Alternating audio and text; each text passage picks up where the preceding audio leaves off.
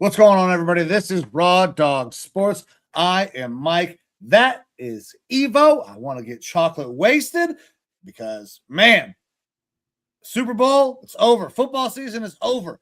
I'm going to eat myself into oblivion now because I'm going to be sad, sit around and eat a bunch of chocolate ice cream. My man, Evo, how you doing, brother?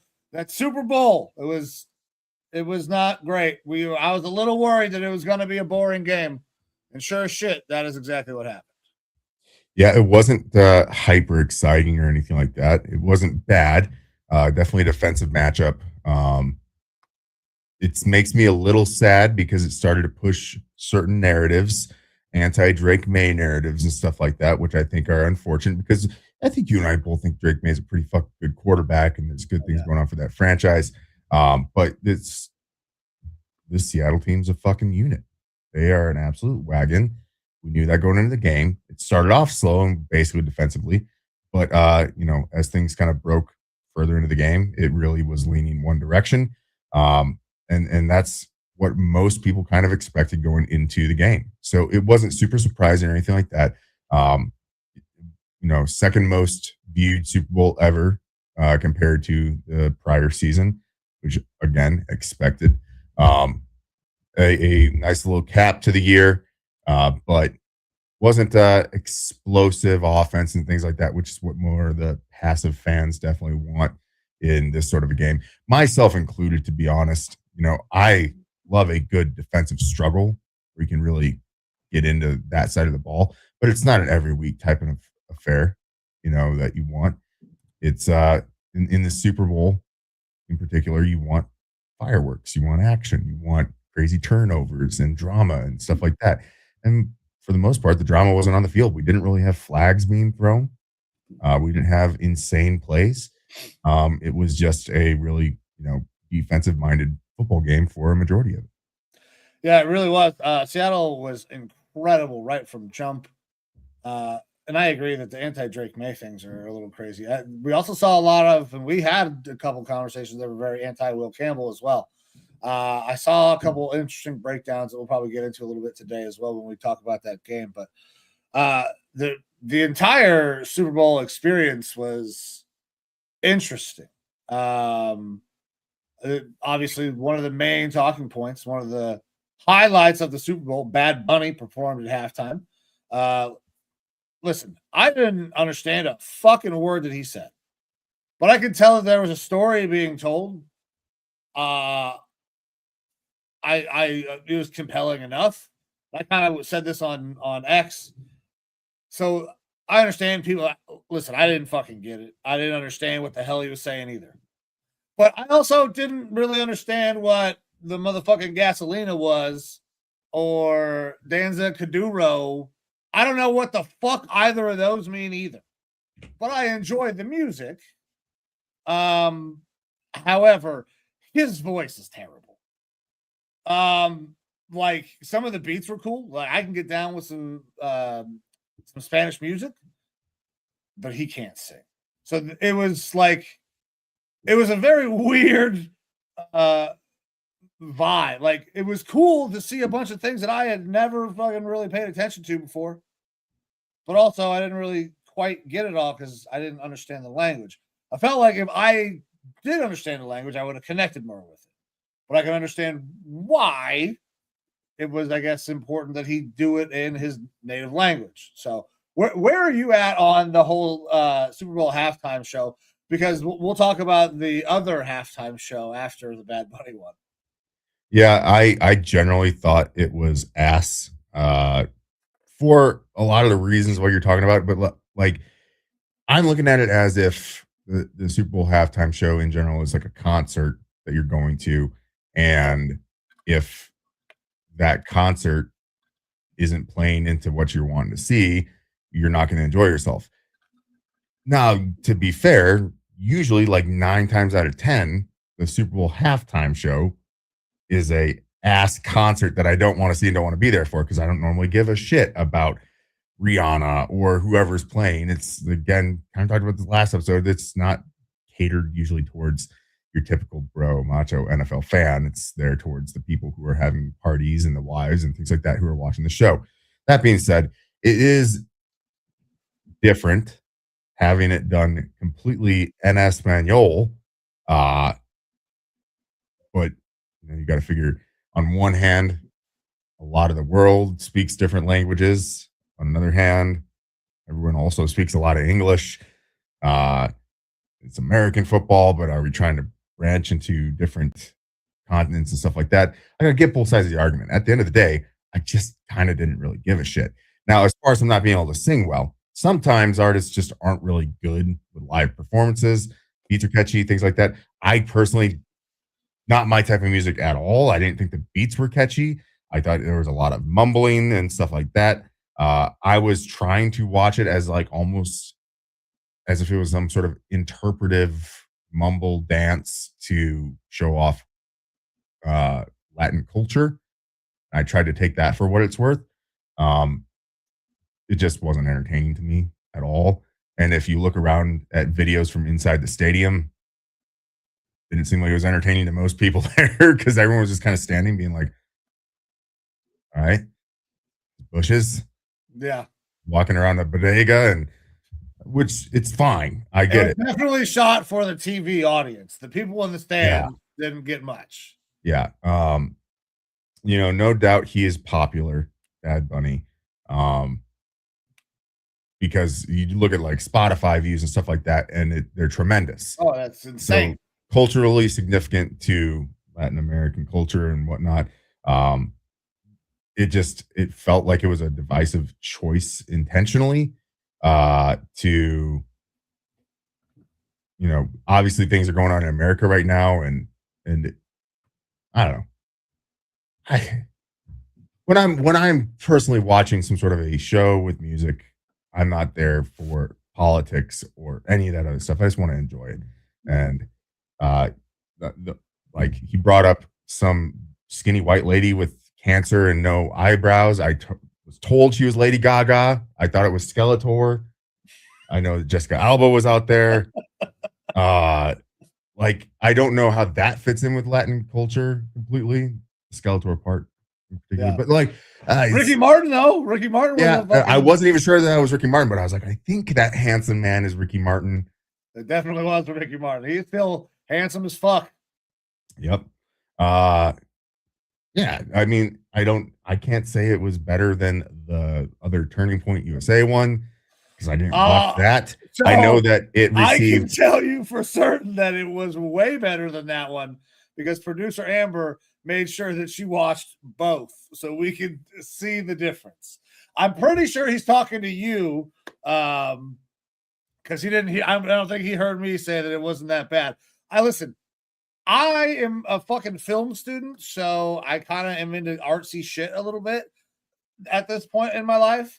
So yeah, I appreciated it for the storytelling that was happening. It's kind of why I enjoyed Kendrick's because I'm also not a Kendrick fan either. But like, you might eat shit. Do you eat shit? No. Okay. Just that I like shit. Oh, you like shit? I mean, in certain circumstances, I do like shit. Like now we're gonna get into the weeds here. Like sometimes it's like a sneeze that you need to have, and you take a shit, and you just feel like, wow, I feel amazing, light, clean. Like it just cleared out some of my insides. In that sense, I like shit sometimes. I like. Welcome to Raw Dog Sports, everybody. Hit by poop, by feces. Unsuspecting. There's certain times for sure. I like shit humor. Old men stomping on burning bags of dog shit. Big fan of. Old classic for sure. Yeah. But yeah, it just wasn't my thing. But I'm not like up in arms about it because not everything has to be about me. I got an entire season and playoffs and a Super Bowl of what I do love, which is football. Yeah. So that's fucking awesome. That's what I'm there for. Yeah. My wife and I went to her favorite artist The Weeknd to their, his concert a while back. The opener was so bad that I can't even recall his name, but very popular. And it really drained the crowd and made us consider, like, should we even stay here? Because if this is that bad, maybe The Weeknd's going to be that bad. Weeknd did fantastic. But it's like sometimes just music doesn't connect. And I didn't feel like it connected a whole lot, but to certain people and certain cultures, sure, I'm sure it was fine. Um, all I know is that the Puppy Bowl apparently did double the rating numbers of the Turning Point halftime Yeah. show, which is great. Uh, who doesn't love puppies? Yeah, I mean, puppies are great. I love puppies. What I don't love is Kid Rock. Now, when I was a young lad, I would ba with the ba on occasion. Yeah, But Josie. yeah, so I don't actually know all of that. Like, I was never a big Kid Rock fan. Like, I would do a couple, like whatever was on MTV every once in a while. Yeah, I'd fucking listen to that. But apparently, he was lip singing the entire time, but it was not well done. And now he's trying to say that it was a playback issue, or I don't fucking know. But listen, I like country music. I like country music a lot. Brantley Gilbert's not necessarily my favorite artist. I don't really know the other two artists they had. It was not a great performance, not a great show. It ran into the fucking start of the game in the second half, which I feel like is crazy. They had a countdown timer that producer Amber was watching, like, okay, here we go. It's about to start.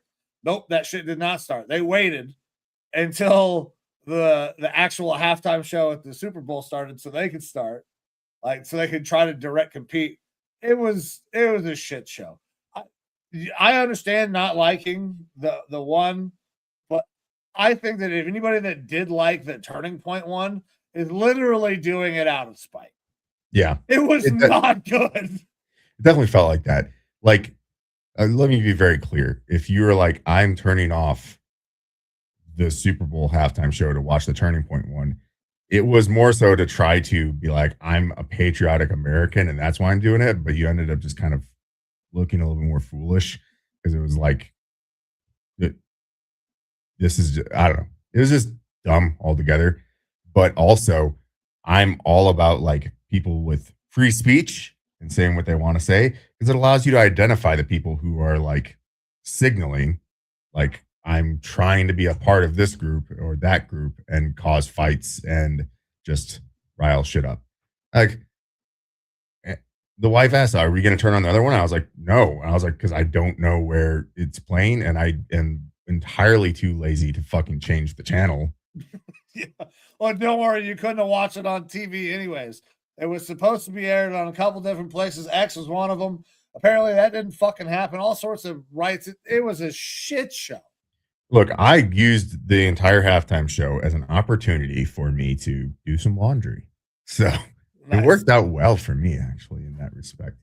I am curious to hear, what was your Super Bowl spread like? What sort of foods did you have during the big game? So we went with a buffalo chicken dip. We bought some, like, this big ass pack of jalapeno cheddar smoked sausages and Mm. tossed them bitches in the oven for a little bit, then chopped them up and then tossed them in the crock pot. We had veggies, dip, I think maybe a little cheese and cracker action, I believe was also there. Producer Amber might have to help. Oh, there's a little cookie tray. I do Sounds remember like a that. Midwest charcuterie board. 100%. That's exactly what it was, dude. Very standard fare for Midwestern white folks. Like, Yeah.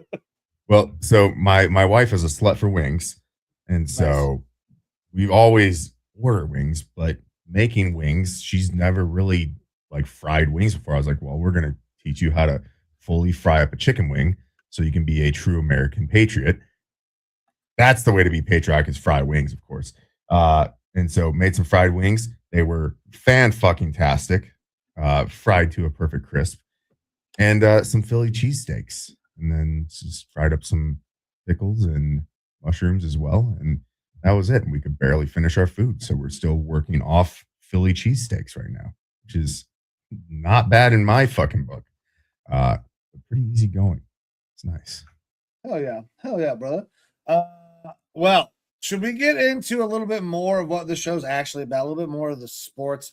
Listen, the halftime show, you can have your opinion. If you didn't like one, did like the other, it doesn't matter to me. I don't think that Bad Bunny did a terrible job. I don't think he did a great job. I don't know what the fuck he said. I appreciate the storytelling aspect because that's what the kind of shit that I do. But if you're coming here for social commentary and that, this is probably the wrong show. Worst place. We have a show for you, but called The Talk, also brought to you by the No Sleeves Network. But we're just two dumb, fat veterans who just don't really care. We're here for the football in that aspect. Yeah. And I am legit the meme of I thought Bad Bunny was the Catch Me Outside girl for a long time. Did you really? Is that true? Yeah. Like when he was first announced, I was like, what the fuck is a Bad Bunny? Isn't that the Catch Me Outside girl? And I had to look into it myself. That's when I first pulled up the Spotify and started listening. And I was like, I don't understand a lick of this shit. But like, is he speaking a different language? Because I just can't fucking tell because he's just mumbling. Yeah. Again, not my type of music. No. Yeah, not your type. It's perfectly fine. I don't blame people for it. No. I just think it's super funny that. What is her fucking name, by the way? What is Catch Me Outside Girls like? Bad Baby. I understand the confusion. Well, it's Bahad Bahabi if you're Googling it. And she has an OnlyFans. So be careful out there, people. I don't even know what OnlyFans is, bro. Well, yes, you do. I know. Yeah. Yes, I do. All right, man. Let's talk about the football game. Because it did not materialize into much of an exciting game to watch. It started out a little slower than I expected, but this game kind of went almost exactly the way we described it would. I feel like there was very much the slow defensive game. Kenneth Walker was fresh, looked fresh, and that Seattle defense kind of just dominated throughout. I don't know if we could have called it too much better. I feel like that clip that producer Amber put out basically said all of those things, and that's exactly what we saw. The defense for Seattle was stifling. That they could have won the Super Bowl even if Sam Darnold played like shit, and Sam Darnold didn't play like shit. He didn't play good, but he didn't play bad. He didn't turn the ball over really, so that's the point. Like as long as Sam, and they were kind of talking about that during the broadcast, if they can get Sam into those modes where he starts to feel like he has to press a little bit, then you can get him throwing picks. But the defense had this thing in hand basically the entire time. Yeah, it was two things that Seattle did extremely well. One, Kenneth Walker was an absolute dog. Nearly 100 yards in the first half. It's something that we've been banging the fucking table about. Kenneth Walker is really good, and he's been kind of held in reserve for most of the year. And he earned himself plenty of money through this playoff stretch because he's slated to be a free agent, but I just highly doubt that he will make it there. But obvious pick for the MVP of the game.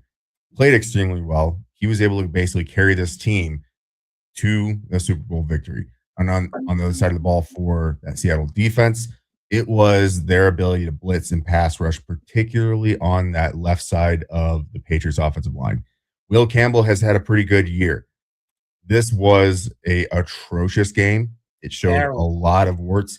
It showed a lot of the issues that were thought to be there with him, which is his overall size, the lack of arm length. He was getting bullied, just absolute bulldozered in the beginning of the game. And then when he started to try to set up and be a little bit more of a technician to handle that, it was making his feet in cement. Guys were able to get around him pretty easy. The pressure that Drake Maye was under, especially from that left side, and some of the blitz packages dialed up by McDonald, they couldn't get a passing game going at all. The running game obviously was completely outmatched on that side of the ball. It was just kind of a masterclass of take advantage of all the things that are issues with this Patriots team and exemplify them. In addition to, like, I will give credit. The Patriots defense played really well through like the first quarter or something. They were playing a very aggressive brand of football. But yeah, it was Seattle kind of stuck to their guns. They didn't do anything to put themselves in harm's way of turning the ball over, and were able to completely dominate this game by the end.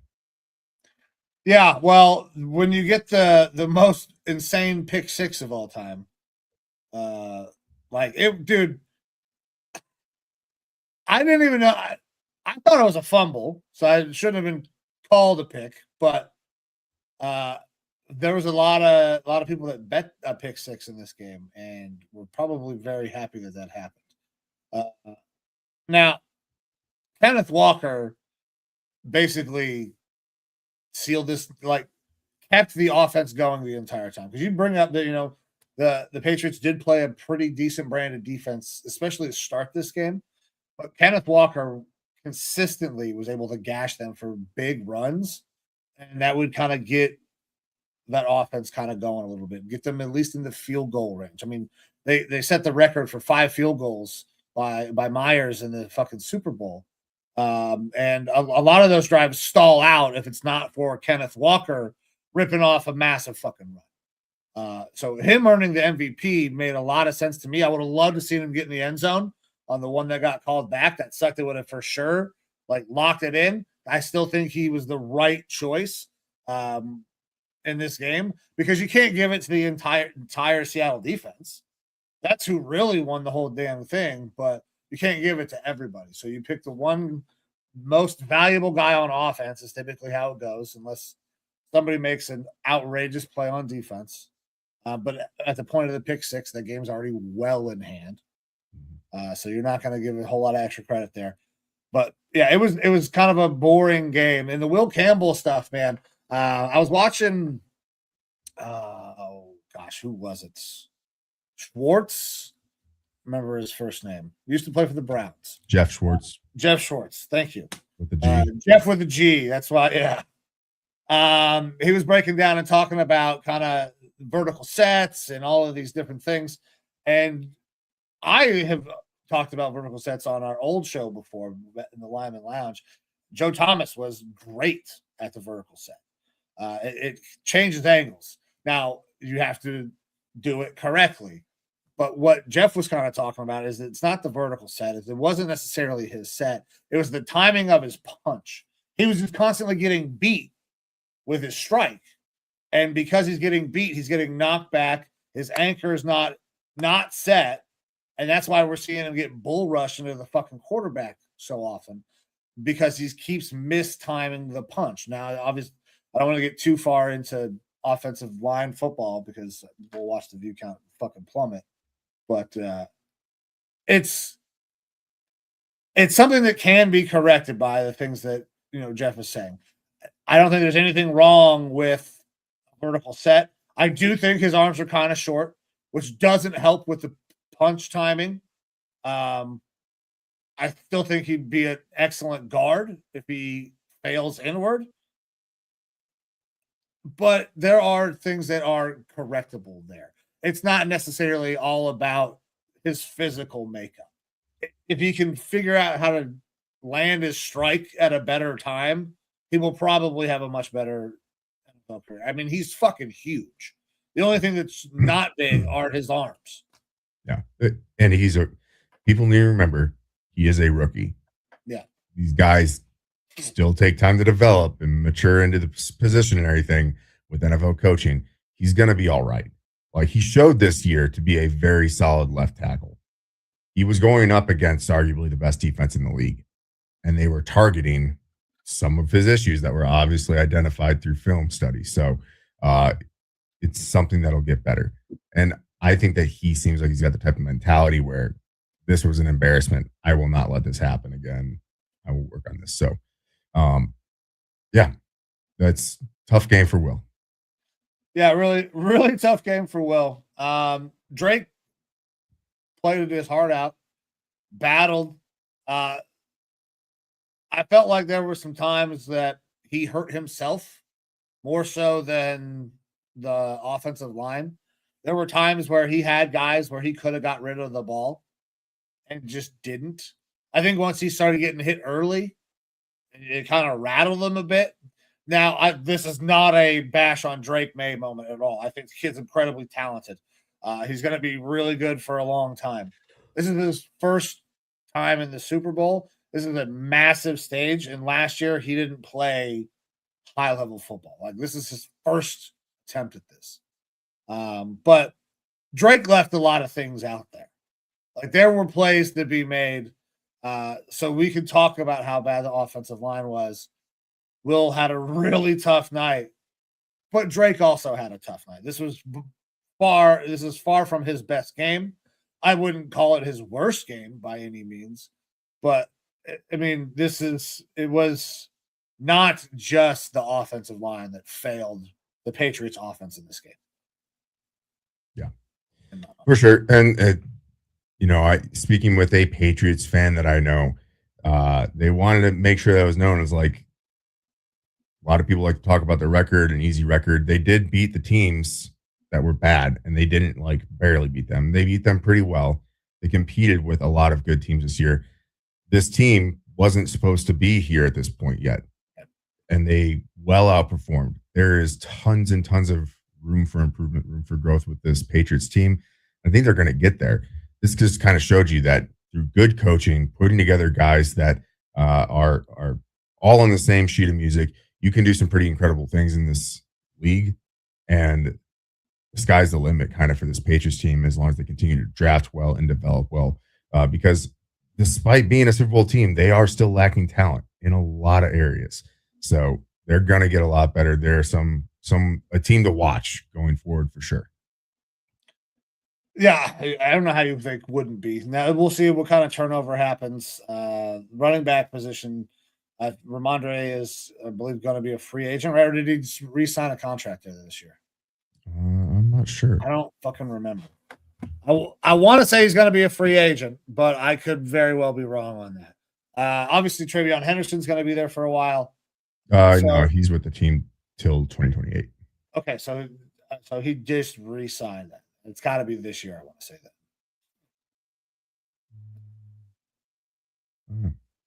I don't know. 4-year contract. Yeah, 25. He signed a new contract. Okay, so yeah, he signed one this year. So their running back room is locked in. They will probably attack the wide receiver position. Obviously, they got a lot of good contributions from guys who maybe are not high quality receivers. Like Mac Hollins is like a 3-4. Had a good Super Bowl, 4 catches, 78 yards, and a touchdown. And also one of the cooler fits coming into a Super Bowl. Why we go with the Hannibal Lecter thing, I'm not sure, but I mean, I respect it. Like I said earlier, I'm kind of into that artsy shit a little bit now. So I give him my little bougie stuff every once in a while. Man, they're going to be really good. I want your take real quick before we get off of the Super Bowl. Stefon Diggs had a hell of a weekend. Could you have a worse weekend as a professional? Well, maybe you could have a worse weekend than as a professional athlete. We'll talk about one potential candidate in a little bit. Wouldn't get out of here without some parting shots. Yeah. Towards a fan base. Yeah, I had to get one more, dude. But Stefon Diggs, go ahead, brother. Yeah, if correct me if I'm wrong, I think I've seen rumors of him and Cardi B might have broke up. I believe that is the again, not a big pop culture person. Obviously didn't have a great Super Bowl. They got another picture of him, like he has had many in championship games, watching the other team kind of celebrating. Low statistics. Obviously, he's kept on having some court dates pushed back, and those are all going to come to fruition. Not a great week end for Stefon Diggs for sure. I don't know, you reap what you sow, I guess, and things like that are going to happen. But yeah, I don't have a huge take on it. Sucks for him, but I mean, put yourself in some of those situations. Yeah. Like you said, reap what you sow. All right, we'll get off of the Super Bowl here because our guy Derpy hopping in here. I agree. I'd rather watch curling or tennis for 3 hours, 3.5 hours, and watch that Super Bowl again. Yeah, it was not a great one. Did not love that. I would also not mind watching the Cavs over that Super Bowl. I don't love the team construction at this point, but you know what? They won some games, so I'll fucking take it. But Yeah. So I guess we can get into our other shots here. We did have some other NFL legal action take place. sure did. First round pick from this most recent draft, James Pierce, defensive end for the Atlanta Falcons, probably is going to be seeing a little bit of jail time. Not a little bit, dog. He's going to be in jail for a long fucking time. I mean, you never know because lawyers sometimes are able to get professional athletes out of things. But lawyers are good at their job too. Yes, that's correct. But James Pierce apparently had an altercation with his ex, who is a WNBA star. They broke up. She blocked his number. He started contacting her from a different phone. She noticed that he was tailing her in his Lambo or Ferrari or something, and there's some ramming of the vehicles, her trying to go to the police station, and he ended up having to be subdued after fleeing from the cops by multiple police. The videos of them trying to get this man down are crazy. One way to swiftly ruin your career is over some pussy. And he very well could have done that because I can tell you this, the NFL doesn't give a fuck really what happens as far as if you get time or not. They are going to get their time from him and the Atlanta Falcons. He is absolutely looking at a suspension because this isn't just like, oh, maybe some domestic violence stuff or whatever. You're getting tackled by cops on video. There's criminal assault of a police officer. He hit a cop. He hit a fucking cop. I believe hit him with his car in the knee or something like that. Yeah. I don't know. No, he some places that gets you shot. Weapon? Yeah, for sure. If you were in Minnesota, you probably would not be coming home, or I guess going to jail. Yeah, but this is a guy that was part of Atlanta's kind of rebuild. If there's anyone that knows how to deal with convicts, criminals, things like that, it's Kevin Stefanski. He understands what people who are dealing with some legal issues have to deal with after dealing with Deshaun Watson for so long. Listen, I'm glad Kevin took his culture with him. Yeah, it's not good for the Falcons. Falcons fans have to be really upset. He really didn't embody James Pierce in that moment. Defensive Rookie of the Year vibes. I didn't really get that from him. And I know that Falcons fans were really pushing for that, but things got really quiet for a little while. Maybe we should separate what happens on the field and off the field and things like that. But I don't know that he's going to have a chance in the near future to put up the sort of statistics on the field in order to earn him more awards because he might not be seeing as much of the field in the short term at a minimum. Yeah. I want to know from Falcons fans, would it hurt more or less had he won the Defensive Rookie of the Year? Because you guys were clamoring that he should have won that award over Carson Schlesinger. Would it hurt more or less at this moment if you knew that you had the Rookie of the Year, Defensive Rookie of the Year, and he pissed his career away?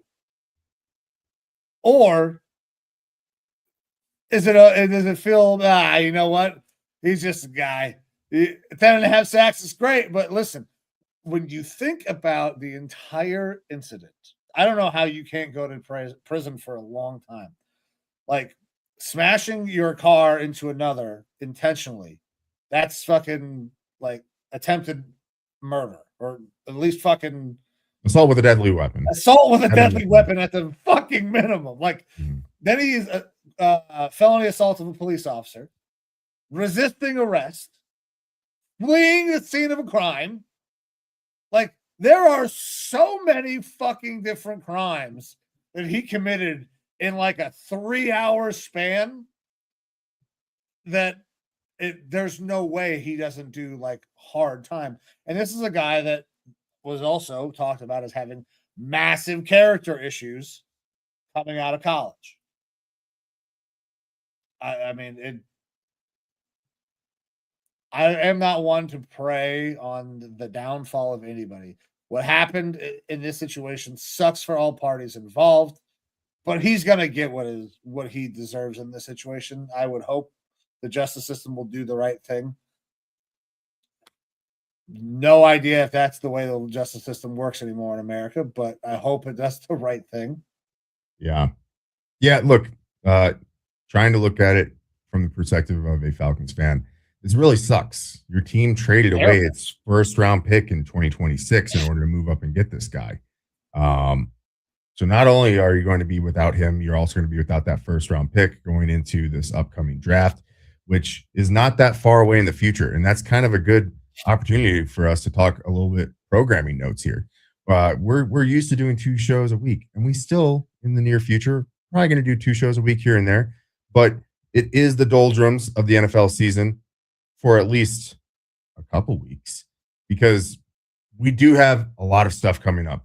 In just about 13 days, we have the combine starting. We've got free agency starting in just under a month. Annual league meetings in about 47 days or so. The NFL draft in Pittsburgh in just over 70 days.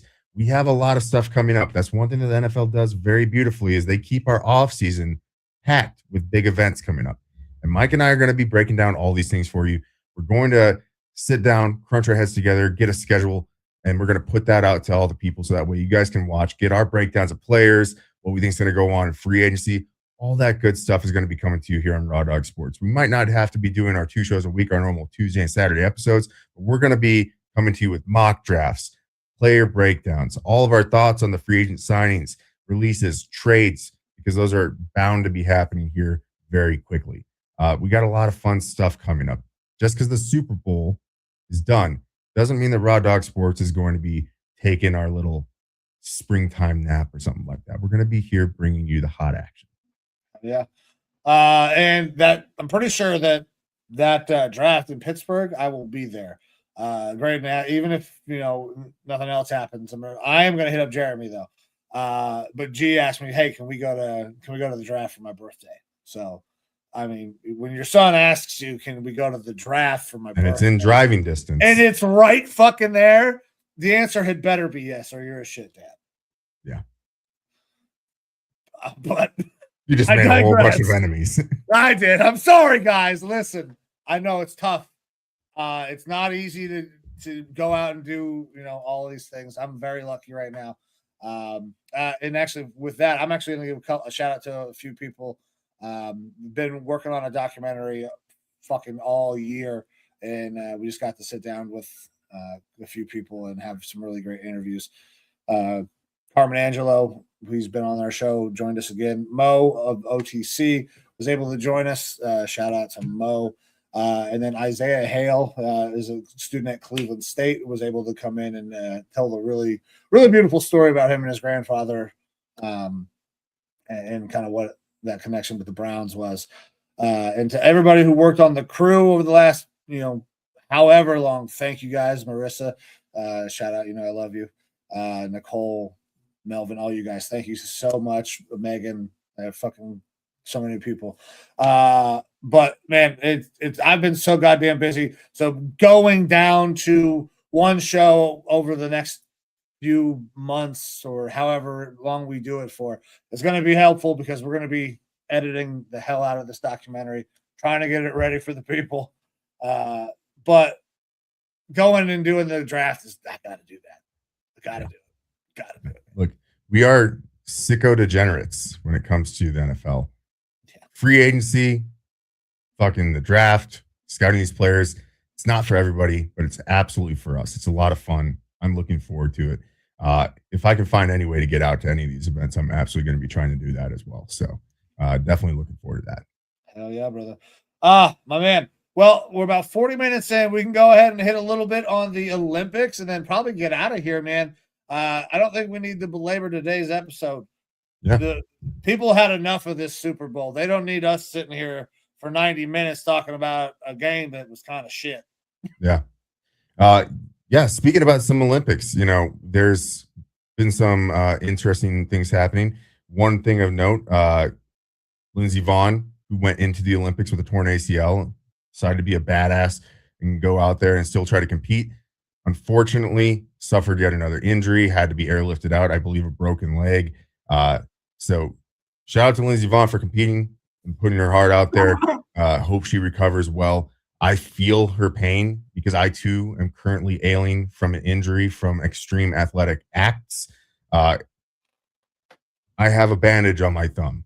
Mm-hmm. So what happened was, and if there's kids in the room, maybe walk them out, close their ears. I was banging the fuck out of my girl from behind. I stuck my thumb in her booty hole. Then all of a sudden, a cat walked by. She sneezed. It clamped down, sliced my thumb open because that thing is tight. And I know what you all are thinking. Yes, I did bust. And then afterwards, had to go to the ER and receive some stitches. It had absolutely nothing to do with cutting an avocado to put on our BLTs. So shout out to my wife for making me explode with the glue cannon and then quickly getting me to the ER for a couple of stitches. Again, I've posted this on social. I will rebuild. I'll come back stronger. No worries there. I'm in recovery, but I will be back better than ever. I remember not too long ago, we're having a conversation about people cutting pads of fingers off when they were cooking. And sure enough, you decided to say, I can do better than just my pad.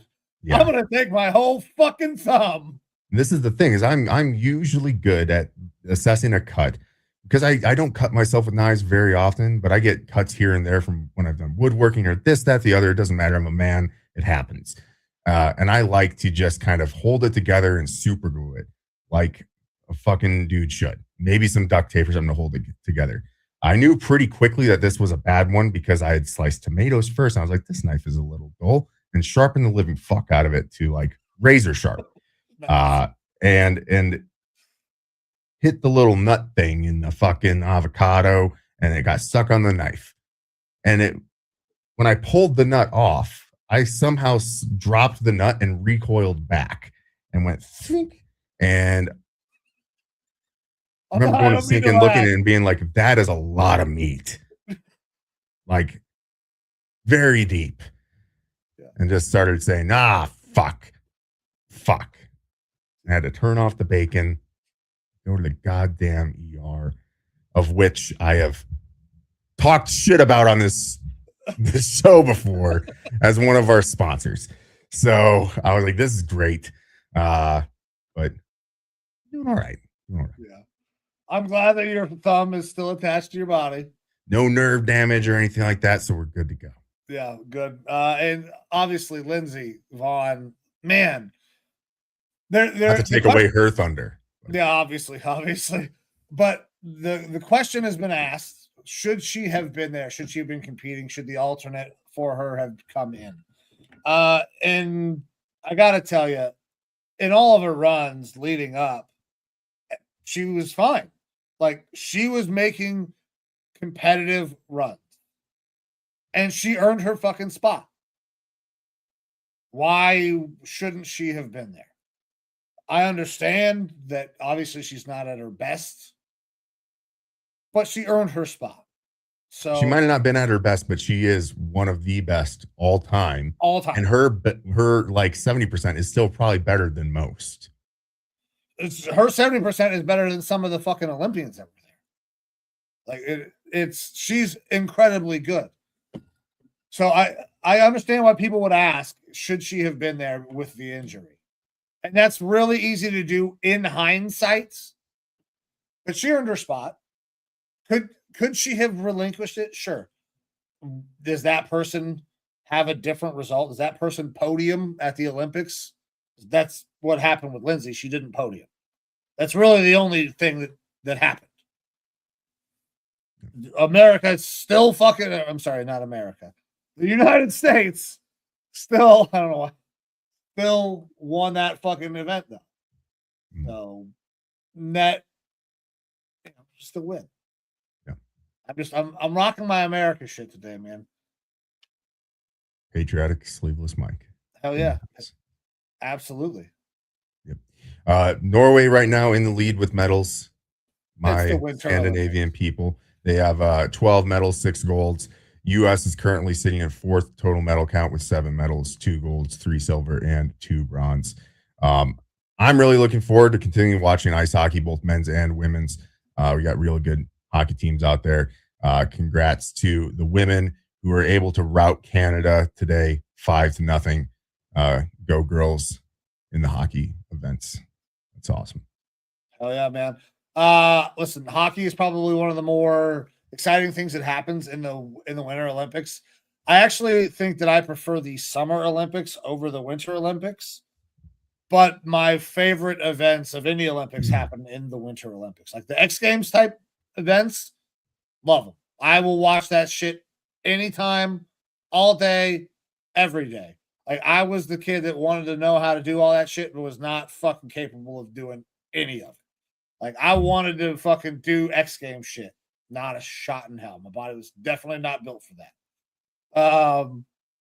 So that stuff, I thought you were going to call out figure skating. I mean, the American man that did the backflip that was just recently, unbanned. Like, I could see you doing that or wanting to do that. You seem like a guy in a leotard wanting to do backflips on the ice. Well, I don't know about the leotard, but I used to be able to do a backflip despite my fat stature now. Back in high school in my freshman year of college, I used to be able to do a standing back tuck. Shout out to the Cheyenne Central High School cheerleaders of 2005 for teaching me how to fucking do that. Wow. And producer Amber looks happy.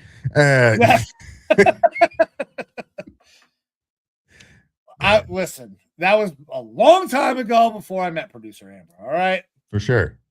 And that's one thing I know about women is they always forget the past. Yep. Sure. I always wanted to try to do bobsledding, not because I thought or luge or any of that stuff, not because I thought it would be something that I could be good at, but I think it would be fun. I will say completely distasteful and out of pocket for the Olympics to be following the Ukrainian bobsledders around with a small quadcopter drone. Get with the times, people. But still fun to watch. I haven't really enjoyed the drone footage, but I have thought several times, like, man, some of these dudes are going to be like kind of on edge when they hear fly right fucking past them. Or they're going to have a really quick run. Oh, yeah. Much faster. Yeah. All righty. That's some good old veteran dark humor right there, folks. Yep, absolutely. Oh. Listen, there's obviously some storylines that have come out about things that were said at the Olympics. We've had a little bit of social commentary. I'll give my brief social commentary on this. You can love America and hate the government. You can represent America and hate the government. Democrats have done it. Republicans just did it for the last fucking 4 years. I think that anytime that you have the opportunity to represent America on a world stage, it should be a joyous occasion. So I think that it kind of sucks that he said that. I don't know how I feel about representing America, because America is not the government. That's my piece about this. America is the people. That's the ideals of what we stand for. That is what the fuck America is. It's not the government. So you can love America and not like the government. And also the United States government does not in any way fund Olympians to go compete in the Olympics. So I think that the question sets him up for failure. I think that he could have answered it in a much better way, because I think that you should be proud to represent your country, even because you're the fucking best of the best in your country. But also, I can understand that you want to have your opinion about your political statement. All of those things can be fine. But that's my take. Go ahead, Eva. Yeah, I don't have much else to say. I'm First Amendment advocate. That criticism is allowed. Yeah. Like if you're not being critical of things, then you're not wanting better for things. So I have no problem with it. Sure, we can always do better. And typically athletes aren't the best at representing their thoughts and ideals sometimes, especially when you're put on the spot. They're not PR people. He's there to win a gold medal and fuck. Yeah. Literally. Those are the two things Olympians go to the Olympics for. For sure. So yeah, I don't have a whole lot of issue with it. People can say what they want. Is part of the beauty of our country. Absolutely. Why I am proud to be a part of it. Freedom of speech. Hell yeah. Hell yeah. Regardless, congratulations and good luck to all of the Olympians, especially the American Olympians or the United States American. What the fuck? I can't figure out if I'm saying American or the United States and why the fuck it matters either way. I've flip-flopped like 3 or 4 fucking times. Doesn't matter. It doesn't matter. I'm tired, bro. It's been a long season. Long season, long day. Long day. Long fucking yeah. Today was a really long day. I did so much shit. I gave 2 presentations. I'm exhausted. Yeah. But all right, man. Let's get the fuck out of here, dude. Let's get the fuck out of here. Guys, thank you very much. I am Mike. That is Evo, and this is Raw Dog Sports. Time is the most valuable thing that you have. So anytime that you give some of it to us, we are forever grateful. I'm going to give Evo one last word, and then we're going to get the fuck out of here until next Tuesday. You will not see us on Saturday. We'll be back on Tuesday of next week, where we let you guys know what the schedule is going to look like for the off season and going forward. But with that, Evo, take it away. Well, I'm going to take my last word, but I am going to kick it back to you here. We aren't going to necessarily be here Saturday, I don't think. And if you aren't aware, Saturday is a day of love. It's Valentine's Day, people. So this is your warning, gentlemen. If you're watching, you have a significant other. Saturday, Valentine's Day. I'm going to take this opportunity to shout out the person I love most in my life, my wife. And I'm going to kick it back to you, Mike, so you can talk about producer Amber a little bit here. I'm going to shout out my beautiful wife, Hannah. She, yesterday, passed her certification for being an ophthalmic assistant. Absolutely fucking killed the test. Has been studying for months for it. Was extremely worried about it. I had zero doubt because she was killing all of her practice exams, and she fucking killed the test. One of only a couple people at her job that has a certification. She actually was taking a practice exam for a while where she was barely passing it and was really worried about it, and doing further research. Well, she was taking the next level ups exam. So I'm trying to push her to get into that qualification because she's fucking awesome with it. She's passionate about it. I'm so goddamn proud of her. And so I want to shout her out and take that opportunity to just be happy about her and be thankful to have her in my life. So that way, not only she earns these, certifications, she's able to take me to the hospital when I fuck up a little bit and take care of me. Very proud of her, very happy to have her in my life. So shout out Hannah for being awesome at the things that you do. Hell yeah. Shout out Hannah. And thank you for tossing it back. Producer Amber, you guys hear me talk about her all the time. She is fucking incredible. She does so much for me, for the show, for our house. We have 3 beautiful kids that she, is always attentive to. She's going back to school. She's getting ready to graduate as well from Cleveland State. She's getting a fucking marketing degree.